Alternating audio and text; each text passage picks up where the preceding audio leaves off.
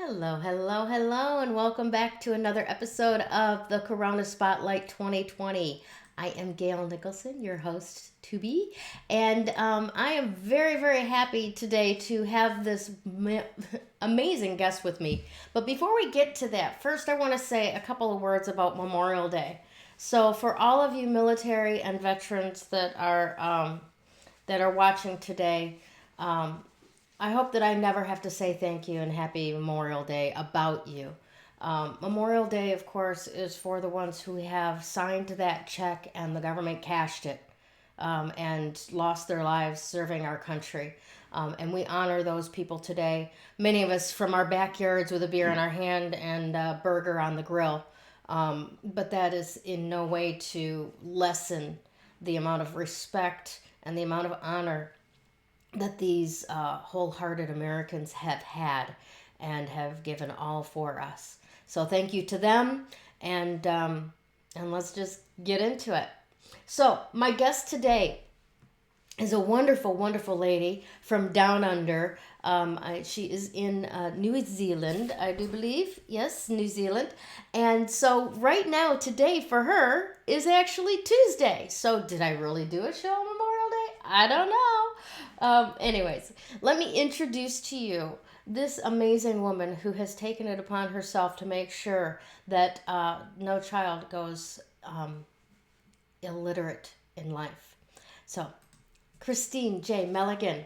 She is an early childhood educator down there in New Zealand with the program called Kids Learning to Read. And I am so thrilled to have you today, Christine. Thanks for joining us. How are you? Good. I'm great, Gail. Hi. Good morning from me on Tuesday. Yeah, we got to give you lots of credit. It's like 6 a.m. there where you are on Tuesday, huh?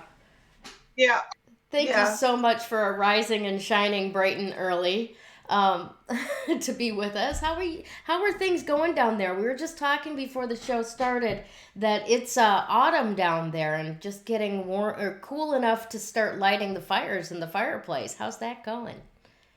Oh, it's going great.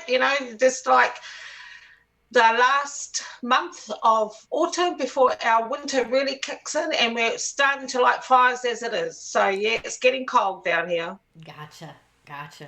Well, try and stay warm for the next half an hour at least. Um, Yeah. let me begin by just asking you. Here, let me preface this first. When I was a little girl, I wanted to be a teacher. And then I went to class in Detroit and saw how horrible the kids were to their teachers, and I went, "Oh, I don't think I ever want to do that." Right? But you um are a master at teaching little kids how to read. Why? What drew you to doing that? What inspired you about it? And what keeps you going? Well, what inspired me to teach children to read was I trained for a teacher for 3 years.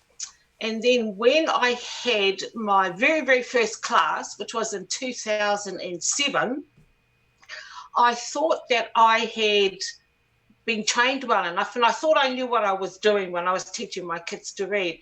So I decided that I would just decorate my class, get everything all the kids needed, and start my lessons. Unbeknown to me, that my 9-year-old children couldn't read anything that I gave them. And throughout the whole month that I first started teaching them, I realized I didn't have enough skills to actually teach them how to read properly, because one of the reasons why they couldn't read is because they are bilingual. So in our country, we can go to school and learn our native language. And Hmm. so a lot of these kids went to those kind of schools before they came to like an English speaking school. And But I just did it. for clarification's sake, what is your native language? So our native language is Te Reo Māori. So Māori are the Indigenous people of New Zealand, so we have our own native language. And Gotcha. so a lot of them went to a school where they just spoke to their native language, and they came to an English-speaking school. But I didn't know how to teach them to read English at all, and I didn't know how to teach them to read or write in English. And unbeknown to me, the skills that I had learned while training as a teacher weren't efficient enough to actually teach them. So I went back to uni and did my master's degree in teaching kids how to read. So that was the first reason why. And while I was studying, I realized that our schools are not equipped, like in personnel and resources and expertise, to teach our children how to read. Now, in New Zealand, America, Australia, and the UK, we all have the same kind of dilemma in terms of literacy. We have a huge amount of our children who cannot read and write. And I'm talking like 13 to 15-year-olds who cannot read and write. So in America, for instance, there are 200 million children in America who can't read and write in English. And when they do leave college or high school, they leave at a reading level of a 9-year-old. And these are 16, 17-year-old children who leave college or high school and are reading at a 9-year-old level. Now, the results are the same in those other countries because we all follow the same kind of theories and philosophies of how to teach children to read. Mm-hmm. And the other reason why I'm doing what I'm doing is because when you send your child to school, you expect them to be taught to learn to read and write because those are the basics, read and write and maths. Right. Well, because of our education system is not equipped to actually teach our children to read, parents now will have to take control of actually teaching their children to read themselves or getting someone to do it for them, because their children won't be able to learn to read in our schools the way that our schools are at the moment. Now, let me interrupt you for just a second to ask, do you have the same type of thing that we have going on in America since, I want to say like the early 2000s with this No Child Left Behind, where they don't have to actually be able to read to be moved along to the next class, to the next grade? And that's, I mean, my mother's got to be rolling over in her grave when that started happening.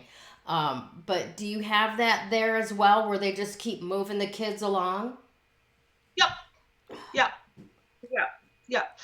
So I first started off at a primary school, and at primary school, it's a lot different than teaching in high school. So I moved on to primary school to high school, and I didn't realize the actual huge dilemma that our country has until I started teaching in high school. Now, I started teaching at a year 9, which is about a grade 11 to America, and equivalents to America. These kids are like 12 to 14-year-olds, and they couldn't read and write in English. Now, at high school level, for me, that's I find that quite diabolical, that our education system allows our children to go through our education in that manner, that they start from primary school and they continue to high school and they still can't read or write. Now, the big issue for me is this: if our kids can't read and write right now, they don't have access to information that they really, really need to actually become, really efficient, really efficient, responsible citizens in our country and in our world. Now, with the event of the internet, if they can't access information at school, they're not going to be able to access information on the internet to allow them to grow, to prosper, and to become like wealthy, healthy, and knowledgeable about their own lives if they can't access the right kind of information because they can't read and write. Right. And that's why I'm doing what I'm doing, because information is power. Knowledge is power. And if our kids can get access to the right knowledge, then they will be able to do whatever they want to do. As if they can't read and write it, well, then they are actually hugely disadvantaged. Yeah, in terms I am of, so tempted, quite honestly, I'm so tempted to go on a tirade about how unconscionable it is for governments to do this to their mhm, citizens. yes, It really is. But regardless, let's step aside from the blame part and step into the responsibility of it. And I want to acknowledge you for being one of those people that says, you know what? No, this child doesn't fall through the cracks. This yeah, child does not get, you know, pushed ahead. They get cared about because the future is literally in their hands. I mean, here in the States, the big conversation is about not teaching them how to read, or excuse me, write cursive anymore. So if you've got yeah, a generation that doesn't know how to write cursive, how, you know, it's hard enough to read the Constitution as it is, let alone if you don't know how exactly, to write or read cursive. So, yeah. do you think that there is some sort of societal engineering into, you know, just put the nut on the bolt and shut up, kind of, this is what we want our workforce to be? Yep. Yes, unfortunately, that's it. And that's the political, teaching kids to read in education is very, very political. Because just imagine if all our kids, just imagine if all those 200 million kids in America could read and write, what the difference would be, Mm-hmm. Yeah, in terms of them growing up, in terms of them learning, and in terms of them starting to take control of their own lives. yeah, yeah. The difference would be huge. Yeah. Well, I mean, Yeah. and we can see even just in recent history with women specifically, right? How in many, Yeah. many cases when girls were not even sent to school 150 years ago. And then it transformed into, you know, the highest society would send their daughters to finishing school, or, you know, the only reason to go to college is to snag a husband, right? And Yeah. that's just one version of this whole dynamic, right? Yeah. Yeah. Gotcha. Yeah.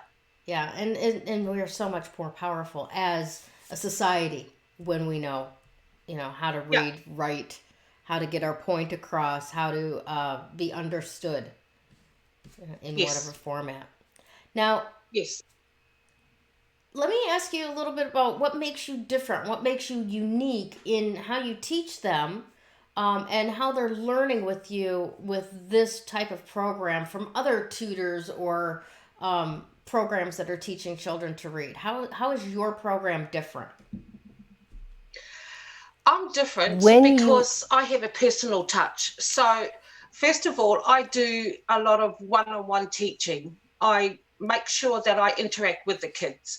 Now, there are a lot of reading programs out there, a lot of online reading programs out there where the kids just interact with a platform and with an Mhm. online reading program, and their marks, their results, and that all done by computer. Well, I do that myself, mainly because when you've had a child that struggled to learn to read for a number of years, they've been through all that. They've been through all the computer online programs. They've been through all the reading programs that they get at school, and by that stage, they've pretty much had enough, because a lot of their interaction is with computers, is with online programs, because they do those at school as well. But there's really not much personal interaction with them, and they need that so they can understand what they actually need to learn. And a lot of my teaching is all based on the understanding of what the English language really entails and consists of. And you can't do that if you're not interacting and talking to them. So they, and also because of a lot of the my instruction is about them talking to me and understanding the phonological aspects of the English language, because it's really quite difficult. They need to be able to hear the correct pronunciations and the correct way to actually say the different sounds that are in the English language. And they can't do that if it's an online program. That makes Yeah. sense. That makes sense. Now, have you noticed? And I honestly, I don't know one way or the other, but have you noticed with the online program with the totally computerized types of things? You Yeah. know, when the kid is misunderstanding them or has a learning challenge such as dyslexia or something like that, Do any of the programs have anything in them where they go, okay, these are the questions the kid got wrong. This is an indication of this type of learning challenge that could feed back to whatever human tutors in charge of the situation in a way like you can, where you go, okay, I recognize this pattern in your challenge to understand what I'm telling you. This is an indication that we got to work in this area. I don't think that Yeah, the computers can pick up on that like a human being can, unless yeah, they've no, developed some way I don't know. yeah. They can, but only to a certain extent. But there, some of the challenges that our kids face is that they can't hear some of the sounds because they're at different pitches and they're Okay. at different speeds. And so, and because of some of them, a lot of children have a lot of hearing disabilities or hearing difficulties. Mm-hmm. So if the computer can't pick that up, then the child won't be able to progress. And with someone human and someone personal, they can do that just instantly, just by talking to the child, and then adjust the program to actually suit them, to actually, because we cater specifically for that child and whatever is to cater for their needs, to make sure that they're on the right track and to make sure they're going to progress to where we want them to be. Then we need to pick up on those anomalies with our kids really, really quickly. And because it's really hard to keep a kid engaged who doesn't like to learn to read. Mm-hmm. And Yeah. once I've got them engaged and motivated and loving what they're doing, then we know that we're on the right track. And it's really hard to get that engagement and motivation from a computerized point of view compared to a human point of view. Yeah, that Yeah. makes a lot of sense. A lot of sense. Yeah. Now, do you have clients all over the world at this point, don't you? Yes, I do. So we have three different kinds of programs. So we have I haven't worked in this area a lot, but in terms of a preventative kind of method of getting our kids to learn to read, I've opened up free resources in tutoring to our 3 and 5 year olds, because if we can get them to learn to read easily, that's magic. Mm-hmm. So I help parents teach their children to read and write from 3 to 5 year olds. So that's one classes that we do. We also do classes from 6 years upwards, and that's online, and that's a self-directed kind of class where they also have one-on-one sessions with me once a week. And Okay. then I have my private classes where it's more interactive and more intensive. And we have like lessons, one-on-one lessons 3 to 4 times a week, depending on their need. Yeah, so we do it that way. And those are more intensive and integrated with our students. Mm-hmm. Now, during coronavirus, um, I've developed our curriculum to include all the curriculum areas. So instead of just learning to read, they do that within maths, science, and digital technology, Mm-hmm. so that it covers a lot of areas, and so that it covers different kinds of aspects that the kids would have learned at school, if they had been at school. So we started doing that now, and it's been a huge success. We've had lots of kids come and jump on board and do the self-directed learning and learn science, and especially science from a Māori perspective as well, which is really completely different. So a lot of our kids do that as well. I also have foreign students who can't speak English at all, so English is their second language. So I have a lot of foreign students learning to read and write in English as well. Fabulous. What is, in most of the cases, what is their first language? Um, Māori, there's Māori, there is, they're from Algeria, so Okay. I'm not sure what their language is. Yeah, Gotcha. yeah, Gotcha. yeah, So yeah. now let me get to the crux of it here. What do you really offer, right, that actually gets those results for the kids? What? What do I offer? Mm-hmm. Well, I offer three things. So as look, I've been doing this for 17 years, and throughout my experience, I've developed a formula that I know works for our kids. So it's called DEFCON. So what I do is I teach decoding, which is a necessary component for our kids to learn to read. Without that, they will have always have difficulty learning to read. So decoding is like the brick and mortar of teaching kids to read.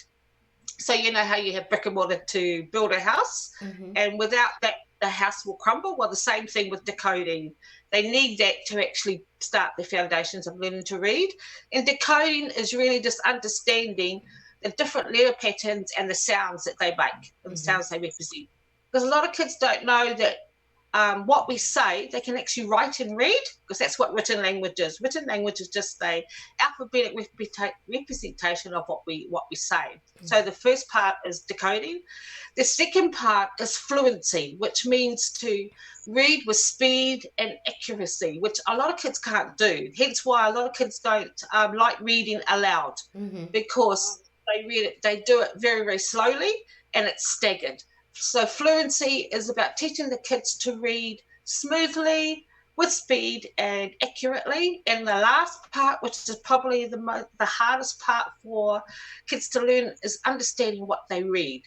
Because what happens is that we have a lot of kids who can decode, who can actually read words, but they have no idea about what they're reading. So that's the last component of our reading program. And the three of them fit together really, really well. So there's decoding, fluency, and comprehension. So that's the difference that we teach with compared to other reading programs, because they have one or the other, but they don't have all the three together. Ah, gotcha. So I gotcha. yeah. Awesome. As you're discussing that, I'm just thinking, and forgive me for the politicization of this, but I can just imagine that society here in America would be a little bit better off if you'd had access to get a hold of Donald Trump when he was a little kid and teach him how to read with comprehension and fluency and comfort. Because it does seem like he's got some challenges that were never addressed, and it impacts his ability to come across publicly and with the decorum that we would like our president to have. Yeah. Yes. It really can impact people's success and likability in life. Yes, again. Yeah. So, so tell me a little bit about this deal that you have to share with our audience about your tutoring classes coming up. I know that you've got, like you said, private classes, if necessary. And that you have a special price going for your classes, whether private or not.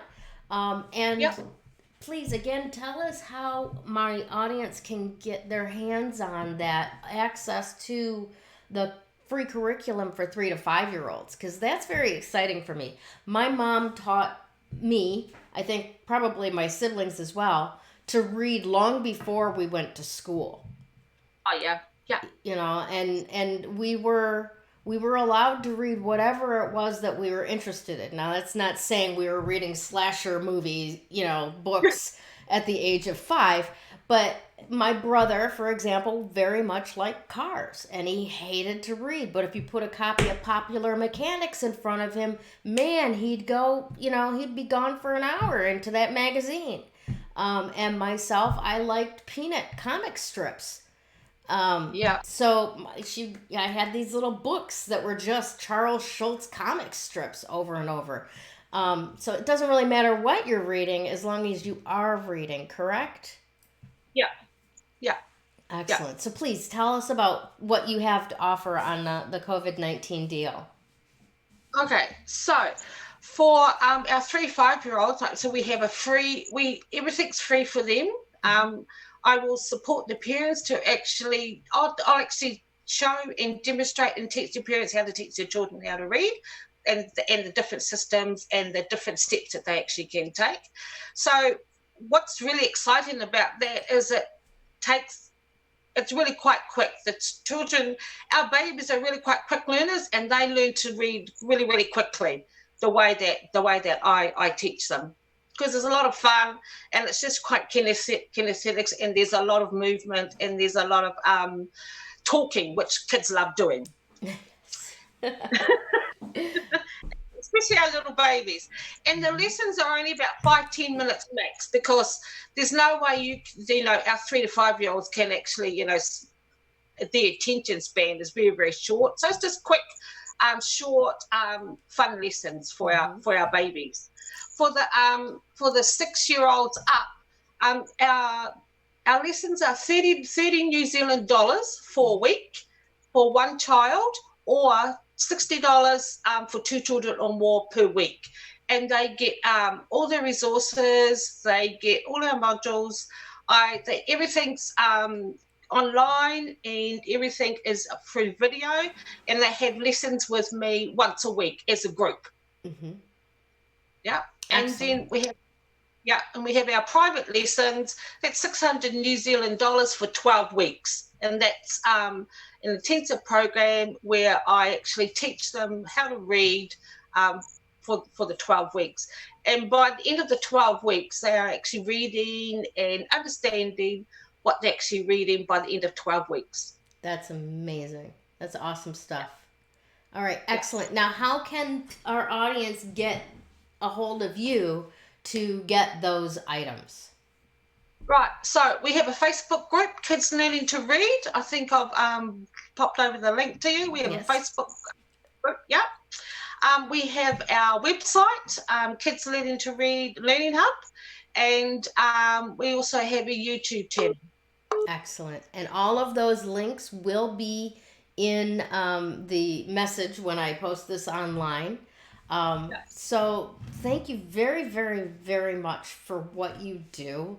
I know that you know as well as I do, but even more so, that it makes a huge difference in the life of the child, in the life of the child's family, in the community that they're a part of, in the world as a whole, when all of our citizens have the skills that they need to become what they came here to be.